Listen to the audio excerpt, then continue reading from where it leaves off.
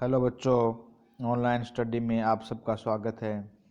आज पढ़ेंगे हम रासायनिक अभिक्रिया की अगली प्रकार जो अभी तक हमने नहीं पढ़ी थी।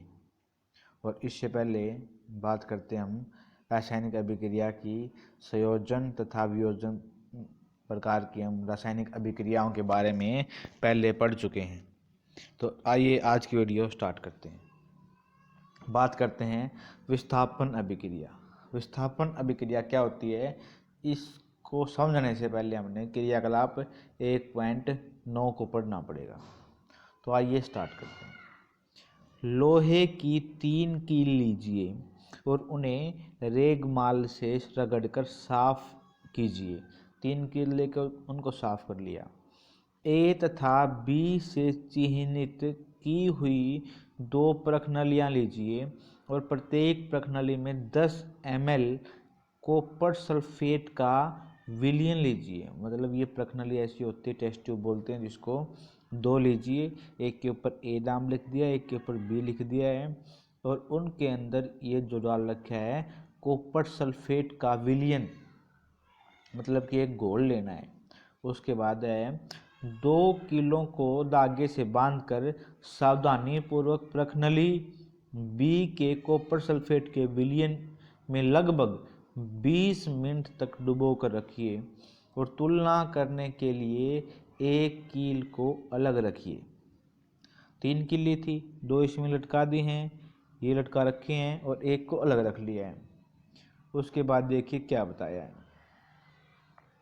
20 मिनट के पश्चात दोनों कीलों को कॉपर सल्फेट के विलयन से बाहर निकालिए और प्रखनली ए तथा बी में कॉपर सल्फेट के विलयन के नीले रंग की तीव्रता की तुलना कीजिए। जो हमने 2 प्रखनली ली थी टेस्ट ट्यूब जिसमें कॉपर सल्फेट का विलयन लिया था, उनकी तुलना कीजिए। तो कॉपर सल्फेट के विलयन में डूबी हुई कीलों के रंग की तुलना बाहर रखी हुई कील के साथ कीजिए। जैसा इस प्रकार से हमने दिखाया गया है चित्र 1.8 में कि इस प्रकार से हमने वो 20 मिनट तक रखनी है। उसके बाद बाहर निकाल के तुलना करनी है हमने कॉपर सल्फेट के विलयन की भी और जो इसके अंदर लटकाई गई कील हैं उनकी भी। उसके बाद देखते हैं हम क्या होता है।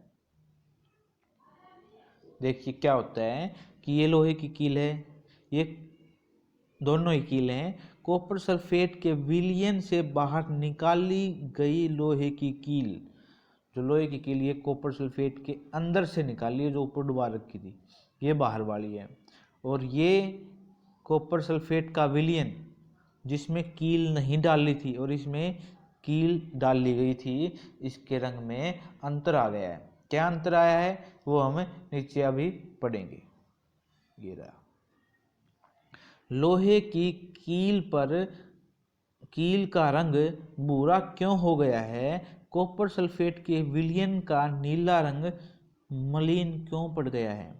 जो कील हमने डाली थी कॉपर सल्फेट में, वो जो कील थी उनका रंग तो हो गया भूरा, और उसके बदले में कॉपर सल्फेट का जो नीला रंग था वो मलिन हो गया है, वो गंदा हो गया है।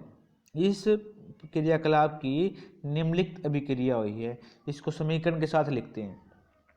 Fe ये हो गया लोहा, CuSO4 ये हो गया कॉपर सल्फेट, ये लोहे की कील हो गई है, ये कॉपर सल्फेट का सॉल्यूशन हो गया है। तो क्या हुआ अभिक्रिया के बाद, ये जो तीर का निशान लगाया हमने को फेरस सल्फेट FeSO4, इसको बोलेंगे फेरस सल्फेट या आयरन सल्फेट प्लस कॉपर, ये अभिक्रिया इसके अंदर हुई। तो क्या हुआ, इस अभिक्रिया में लोहे ने दूसरे तत्व कॉपर को कॉपर सल्फेट के विलयन से विस्थापित कर दिया या हटा दिया। इस अभिक्रिया को विस्थापन अभिक्रिया कहते हैं। तो समझो क्या है विस्थापन अभिक्रिया, क्या होती है। विस्थापन का अर्थ है ट्रांसफर। और अब एक बात देखो, समझो, विस्थापन का मतलब है ट्रांसफर। ट्रांसफर किसके बीच में? हमारे पास 2 चीज़ थी, एक था लोहा आयरन, एक था हमारे पास कॉपर सल्फेट, कॉपर सल्फेट का जिसका विलयन था। अब क्या हुआ, लोहे की कील हमने इसमें डाल दी, तो लोहे ने क्या किया, लोहे की जगह पे तो कॉपर आ गया और कॉपर की जगह पे लोहा जाना स्टार्ट हो गया। इन दोनों ने ट्रांसफर कर लिया, तो इस प्रकार की अभिक्रियाओं का नाम क्या हो गया है? विस्थापन अभिक्रिया। क्या बोलेंगे? विस्थापन अभिक्रिया। तो आगे देखिए, विस्थापन अभिक्रियाओं के कुछ अन्य उदाहरण, दूसरे उदाहरण भी हैं। जिंक को जिंक प्लस कॉपर सल्फेट, तो बन गया zinc sulphate plus copper. Zinc plus copper sulphate, जैसे लोहा डाला था ऐसे जिंक डाल दिया है, तो ऐसे ही जिंक ने कॉपर का स्थान ले लिया है और जिंक सल्फेट बन गया है, और ये बन गया है कॉपर सल्फेट। ऐसे ही दूसरा उदाहरण है पीबी लिखते हैं लेड को, lead plus CuCl2 copper chloride. इसमें भी क्या हुआ? पीबी कॉपर के स्थान पे आ गई है, यहाँ पे ये बन गया है PbCl2 प्लस कॉपर। तो जिंक तथा लेड, देखो ये जिंक और ये लेड, दोनों ने कॉपर की जगह बदली है, ऐसे ही आयरन ने बदली थी। तो जिंक तथा लेड कॉपर की अपेक्षा अधिक क्रियाशील तत्व हैं। क्रियाशील का मतलब क्या है? ये जल्दी रिएक्शन करते हैं, अभिक्रिया करते हैं, इसलिए इन्होंने जगह को बदल लिया है। वे कॉपर को उसके यौगिकों से विस्थापित कर देते हैं। कॉपर को, ये यौगिक है कॉपर के, कॉपर सल्फेट है जो, इससे इन्होंने विस्थापित क्यों किया है? क्योंकि ये कॉपर से अधिक क्या है? क्रियाशील है। उसके बाद आगे आता है द्विविस्थापन अभिक्रिया। क्या आता है? द्विविस्थापन अभिक्रिया। इसमें क्या है क्रियाकलाप? देखिए क्रियाकलाप 1.10, एक प्रणाली में 3 ml सोडियम सल्फेट का विलयन लीजिए, एक अन्य प्रणाली में 3 ml बेरियम क्लोराइड लीजिए, दोनों विलयन को मिला दीजिए। आपने क्या देखा? तो देखो क्या बताया है, सोडियम सल्फेट घुला हुआ लेना है, 3 ml हमने बेरियम क्लोराइड घुला हुआ विलयन लेना है, दोनों को हमने ऐसे मिला दिया है जैसे इस चित्र 1.9 में दिखाया गया है। तो फिर क्या है आगे देखते हैं। जब हम दोनों घुले हुए थे, दोनों को हमने मिला दिया, तो आप देखेंगे कि सफेद रंग, सवेत बोलते हैं सफेद को, वाइट, सफेद रंग के एक पदार्थ का निर्माण होता है जो जल में अविलय का मतलब है अघुलनशील, जो घुलता नहीं है, जैसे कि कंकड़ पानी में घुलते नहीं है। तो जब हम दोनों इनको मिलाएंगे, किस किस को मिलाएंगे? देखो सोडियम सल्फेट और बेरियम क्लोराइड दोनों घुले हुए हैं, सॉल्यूशन है, विलयन है। तो अब जब इनको मिलाते हैं तो क्या होता है? तो इनमें एक जल में अविलय एक पदार्थ का निर्माण होता है। इस अविलय पदार्थ को अवक्षेप कहते हैं, जो घुलता नहीं है, ऐसे ही पढ़ा रहे उसको बोलते हैं अवक्षेप। इस अभिक्रिया में अवक्षेप का निर्माण होता है और इससे अवक्षेपण अभिक्रिया कहते हैं, जिस अभिक्रिया में इस प्रकार से बिना घुलने वाले पदार्थों का निर्माण होता है, तो ऐसी अभिक्रियाओं को हम अवक्षेपण अभिक्रिया कहते हैं। तो देखो ध्यान से समझना इसको, सोडियम सल्फेट Na2SO4, ये सोडियम सल्फेट का फार्मूला है, प्लस में BaCl2, ये बेरियम क्लोराइड का है। दोनों पानी में घोल रखे थे, हमने इनको मिला दिया, मिलाने के बाद क्या बन गया? देखो ध्यान से समझना, अब ये Ba है, ये Ba ऐसे गैस है, ये SO4 इसके साथ था, ये तो इसके साथ आ गया है,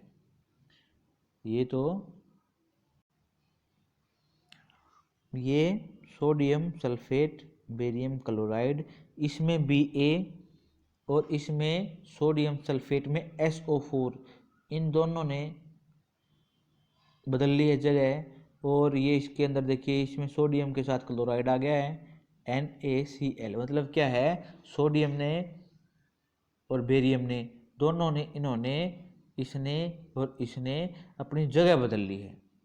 दोनों ने अपनी जगह बदल ली है, ये बेरियम सल्फेट बन गया, ये सोडियम क्लोराइड।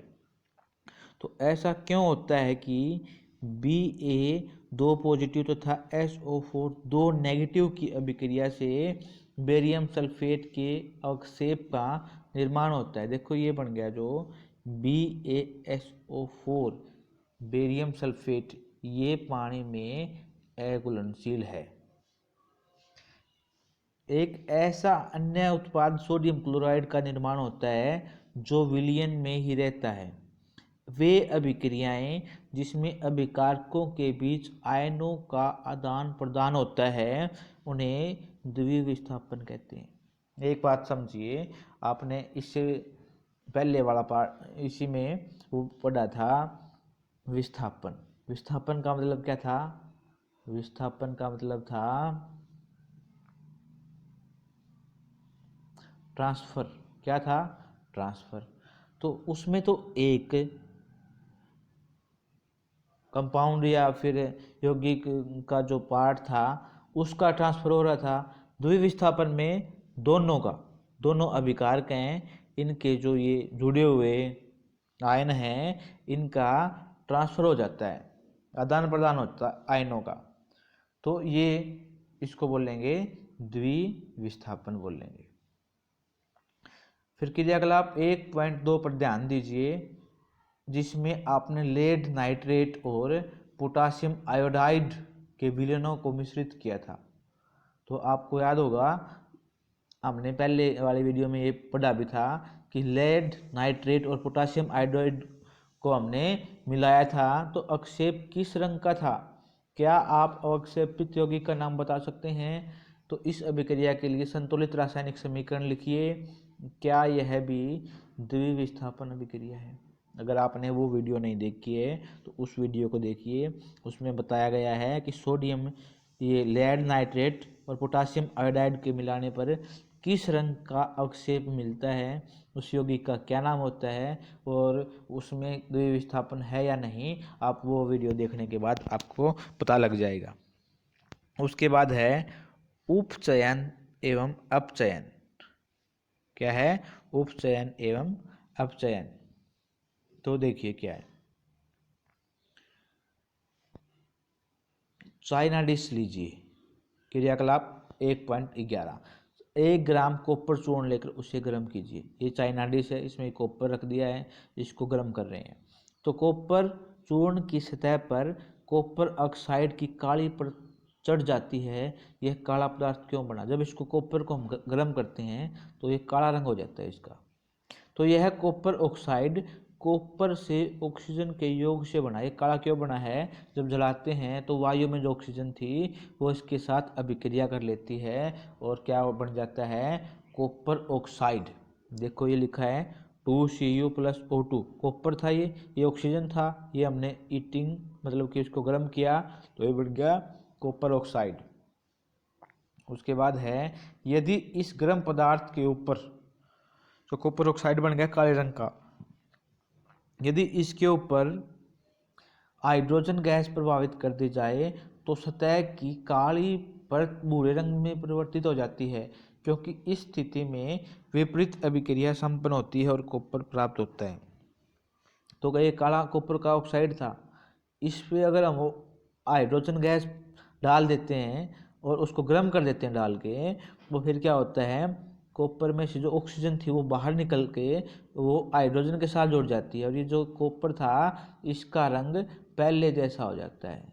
इसका रंग पहले जैसा हो जाता है। आगे देखिए क्या है फिर, अभिक्रिया के समय जब किसी पदार्थ में ऑक्सीजन की वृद्धि होती है तो कहते हैं कि उसका उपचयन हुआ है। अगर किसी पदार्थ में ऑक्सीजन जुड़ जाए तो उसका क्या हुआ है? उसका उपचयन हुआ है। तथा इस अभिक्रिया में किसी पदार्थ में ऑक्सीजन का ह्रास होता है तो उसका अपचयन हुआ है। मतलब क्या है? ऑक्सीजन जुड़ जाए तो क्या है? अपचयन। अपचयन हो गया है उसका। और ऑक्सीजन घट जाए तो उसका हुआ है अपचयन। तो एक बात याद रखिए, अप और उप में आप कंफ्यूजन ना हो। अप का मतलब होता है बुरा, मतलब कि ये नेगेटिव के सेंस में प्रयोग होता है, नेगेटिव। तो जहाँ पे भी ऑक्सीजन कम होता है तो उसको बोलते हैं अपचयन, और जहाँ पे ऑक्सीजन जुड़ता है उसको बोलते हैं अपचयन। ठीक है, उसके बाद आगे देखिए, अभिक्रिया 1.29 में कॉपर ऑक्साइड में ऑक्सीजन का ह्रास हो रहा है, इसलिए यह उपचयित हुआ। और हाइड्रोजन में ऑक्सीजन की वृद्धि हो रही है, इसलिए यह उपचयित हुआ। अर्थात देखिए क्या बताया है, ये देखो, ये जो अभिक्रिया है इसको देख के आपको समझ में आ जाएगा बिल्कुल। ये है कॉपर ऑक्साइड प्लस में हाइड्रोजन, इसको गर्म कर दिया। गर्म करने के बाद देखो क्या हुआ, जो ये कॉपर है, देखो ये वाला कॉपर है, इसमें से ऑक्सीजन निकल गई, कम हो गई। कम हो गई तो क्या होता है, अप माने बुरा, नेगेटिव की सेंस में यूज होता है अपचयन, इसमें हो गया अपचयन। और इस हाइड्रोजन के पास ऑक्सीजन नहीं थी, इसको ऑक्सीजन मिल गई, मिल गया है, प्लस हो गया ऑक्सीजन, तो उसको बोलेंगे उपचयन। तो ऐसी अभिक्रियाएं जिसमें देखो आगे पढ़ो क्या लिखा है,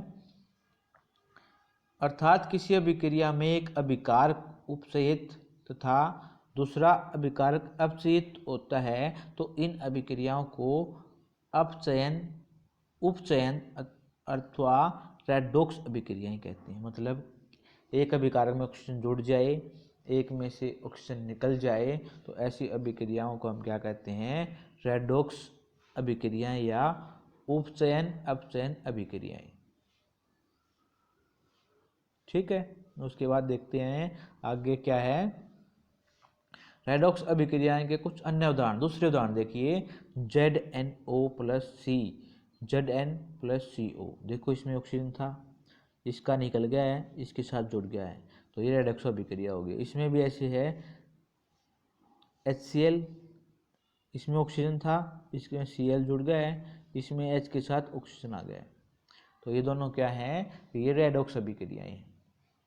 अभिक्रिया 1.31 में कार्बन उपचयित होकर कार्बन मोनोऑक्साइड तथा ZnO जिंक ऑक्साइड अपचयित होकर जिंक बनता है। अभिक्रिया 1.32 में HCl Cl2 हाइड्रोक्लोरिक अम्ल और क्लोरीन में उपचयित तथा MnO2 manganese dioxide manganese chloride में अपचयित हुआ है। मतलब कि ये रेडॉक्स अभिक्रियाएं हैं, इनमें एक में तो ऑक्सीजन ऐड हुआ है और एक में से निकला है। उसके बाद देखिए क्या है, ऊपर के उदाहरणों के आधार पर हम कह सकते हैं, जो उदाहरण हमने देखे हैं, कह सकते हैं यदि किसी अभिक्रिया में पदार्थ का उपचयन तब होता है जब उसमें ऑक्सीजन की वृद्धि होती है, ऑक्सीजन की वृद्धि होती है, या फिर हाइड्रोजन का ह्रास होता है। उपचयन क्या है, ऑक्सीजन की वृद्धि और हाइड्रोजन का ह्रास, ये आपने लिखना है। पदार्थ का अपचयन तब होता है जब ऑक्सीजन का ह्रास या हाइड्रोजन की वृद्धि होती है। उसके बाद है क्रियाकलाप 1.1। अगर आपको नहीं याद है तो वीडियो में हमने पढ़ा था, जब हमने क्या किया था, ध्यान दीजिए, यदि एक चमकदार ज्वाला के साथ मैग्नीशियम रिबन का वायु में दहन होता है, हमने 3-4 इंच का जो मैग्नीशियम का वो रिबन लिया था, वो जलाया था, तो ये सफेद पदार्थ मैग्नीशियम ऑक्साइड में परिवर्तित हो जाता है। तो इस अभिक्रिया में मैग्नीशियम का उपचयन होता है या अपचयन होता है, तो आप बताइए। देखो आपको बता देता हूँ मैं, वो मैग्नीशियम था Mg, प्लस में ऑक्सीजन होगी, तो क्या बन गया, MgO। क्या बन गया, MgO। तो ये देखो मैग्नीशियम के साथ ऑक्सीजन ऐड हो गया, देखो इसमें हो गया ना। तो जहाँ पे भी ये ऐड होता है उस अभिक्रिया को क्या बोलते हैं, उपचयन, उपचयन। और जहाँ पे निकलता है अप, मतलब कि नेगेटिव की साइन में तो निकलता है और उपचयन में जुड़ता है। ठीक है, उसके बाद है, क्या आपने दैनिक जीवन में उपचयन अभिक्रियाओं के प्रभावों को देखा है। उसके बाद क्या है, हमारे दैनिक जीवन में हर रोज जो उपचयन अभिक्रियाएं होती रहती हैं उनके बारे में हम पढ़ेंगे, प्रभावों को देखा है। तो सबसे पहले है संसारण। संसारण किसे कहते हैं वो हम आगे पढ़ेंगे। अब देखो क्या है, आपने अवश्य देखा होगा कि लोहे की बनी हुई नई वस्तुएं चमकीली होती हैं, लेकिन कुछ समय पश्चात उन पर लालिमा युक्त भूरे रंग की परत चढ़ जाती है। प्राय इस प्रक्रिया को लोहे पर जंग लगना कहते हैं। कुछ अन्य धातुओं में भी ऐसा ही परिवर्तन होता है। क्या आपने चांदी तथा तांबे पर चढ़ने वाले परत के रंग पर ध्यान दिया। चांदी के ऊपर भी ऐसी ही परत जमती है और तांबे के ऊपर भी। तो जब कोई धातु अपने आसपास अम्ल, आर्द्रता मतलब कि नमी आदि के संपर्क में आती है तब ये संक्षारित होती है। जब कोई धातु अपने आसपास अम्ल, आर्द्रता आदि के संपर्क में आती है तब ये संक्षारित होती है। और उसके बाद क्या है, एक मिनट,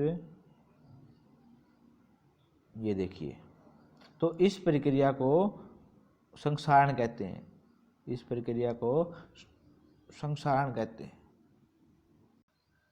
उसके बाद आगे आता है, चांदी के ऊपर काली परत और तांबे के ऊपर हरी परत का चढ़ना संक्षारण के अन्य उदाहरण। संक्षारण, चांदी काली पड़ जाती है और तांबे के ऊपर हरे रंग की परत जम जाती है, ये भी संक्षारण के कारण होती है।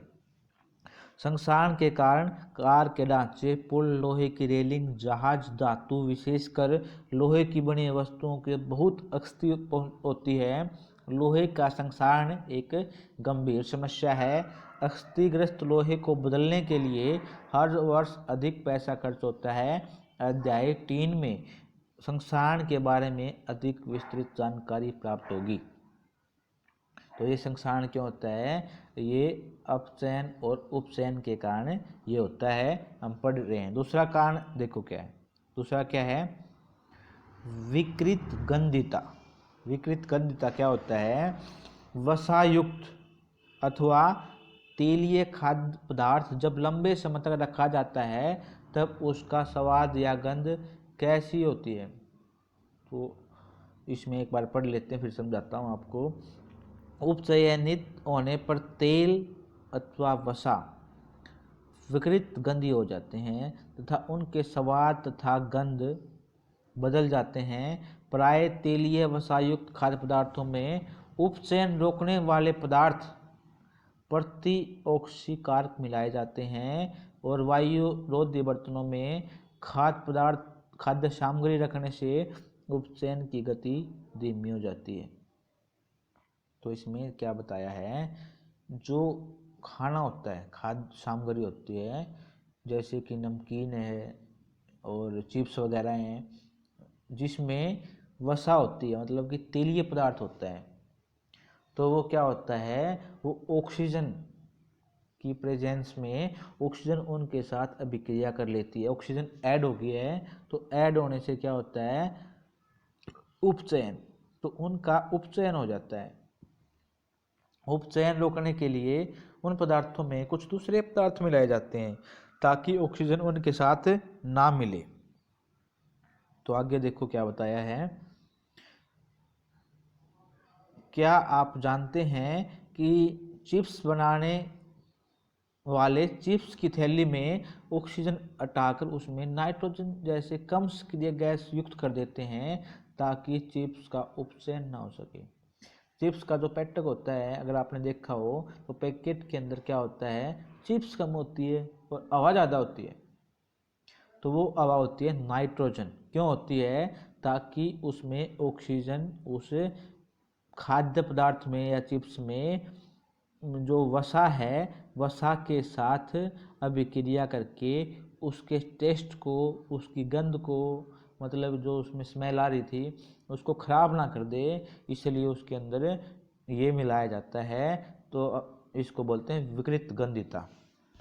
तो उसके बाद आज हमारा लेसन है, ये जो पहला पार्ट था ये पूरा हुआ। और इसके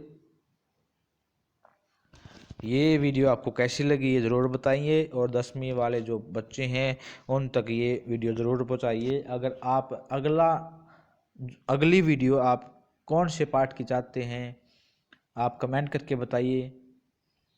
आपको वीडियो यहाँ तक देखी, धन्यवाद।